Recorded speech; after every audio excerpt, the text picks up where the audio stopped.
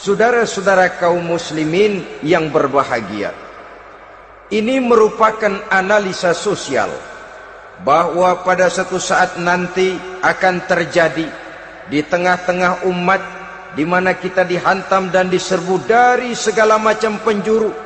Akidah didangkalkan, peradaban dan kebudayaan dirusak, makanan dan minuman diracuni, pakaian ditelanjangi dan lain sebagainya, sampai kita melepaskan nilai Islam yang kita cintai ini. Kondisi sosial ini satu saat akan datang kepada kita. Demikian analisa dan peringatan dari Rasulullah sallallahu alaihi wasallam. Marilah sekarang kita melihat, adalah benar bahwa di zaman sekarang kita insya Allah tidak akan mengalami perang Badar sehebat yang pernah dialami oleh Rasul dan para sahabatnya. Tetapi sesungguhnya perang yang kita hadapi di zaman sekarang ini tidak kalah hebatnya dengan perang Badar, tidak kurang dahsyatnya dengan perang Uhud, tidak kurang ngerinya dari perang Khandaq. Hanya saja yang kita hadapi sekarang ini bukan ujung pedang, bukan ujung tombak, bukan ujung panah. Yang kita hadapi sekarang ini adalah perang akidah, perang ideologi, perang mempertahankan keyakinan. Yang kalau kita kalah sekarang, kita memang masih beragama.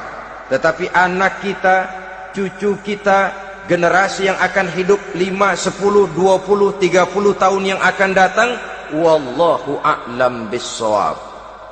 Islam, saudara-saudaraku, tidak mungkin hilang dari dunia. Tetapi tidak mustahil Islam gulung tikar dari desa kita.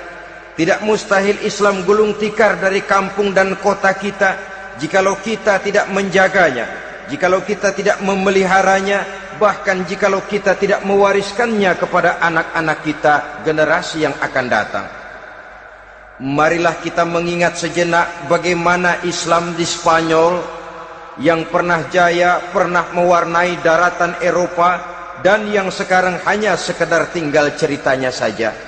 Ini pernah diperingatkan oleh Rasul dalam satu hadis, sayati ala ummati zamanun la yabqal Islam illa ismun wala minal Quran illa rasmun.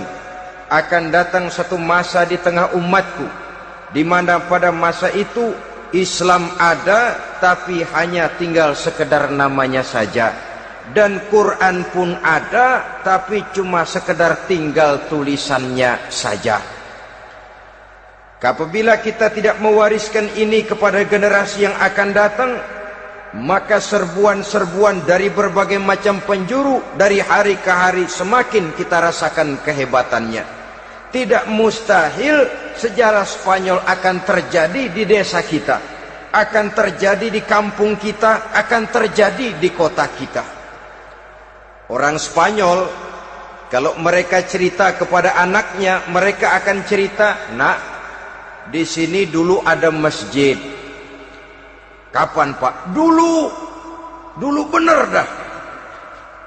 Banyak orang Islam kalau hari Jumat pada sembahyang, kapan itu Pak? Dulu sekali. Sekarang cuma sekedar tinggal ceritanya saja. Bukankah sesuatu yang sangat tidak mustahil apabila kita tidak menjaga dan mewariskan Islam ini kepada generasi yang akan datang? Maka serbuan-serbuan akan membawakan hasil yang diinginkan oleh para penyerbu itu tadi. Kita sudah menjadi umat yang mayoritas, tetapi umat yang mayoritas ini menurut Rasul dikepung sedemikian rupa, akidahnya didangkalkan, peradaban dan kebudayaannya ditekan sedemikian rupa, kehidupan sosialnya dibuat individualis. Kemudian dari segi pergaulan, pakaian, makanan, minuman dan sebagainya diracuni, sampai dia tidak lagi berpegang teguh kepada agamanya. Dan dikala itu hilang kehebatan umat ini di mata musuh-musuhnya. Orang lain memandang kita ringan saja, enteng saja, satu umat yang sudah kehilangan wibawa.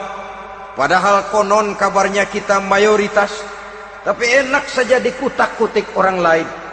Dan dikala itu di hati kita merajalela penyakit wahan. Penyakit wahan itu apa? Pertama, hubbud dunia, terlalu cinta kepada dunia. Terlalu cinta kepada dunia yang menyebabkan kita lupa akan tanggung jawab dan kewajiban, lupa meneruskan dan mewariskan Islam kepada generasi yang akan datang. Kita berlomba hanya untuk mengejar dunia dan seluruh isinya. Baik dia bernama material, baik dia bernama seksual, baik dia bernama pangkat, jabatan dan kedudukan. Berlomba-lomba kita di dalamnya sampai tercampaklah penyakit hubbud dunia di dalam hati ini.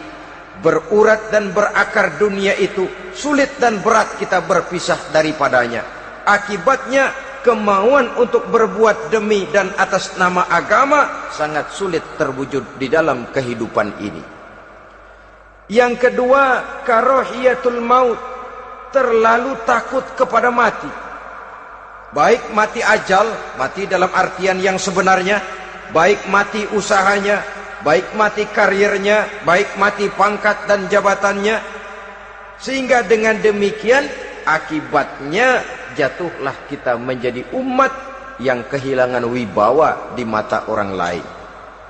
Saudara-saudara kaum muslimin rahimakumullah, saya katakan tadi, perang yang kita hadapi di zaman sekarang adalah perang akidah.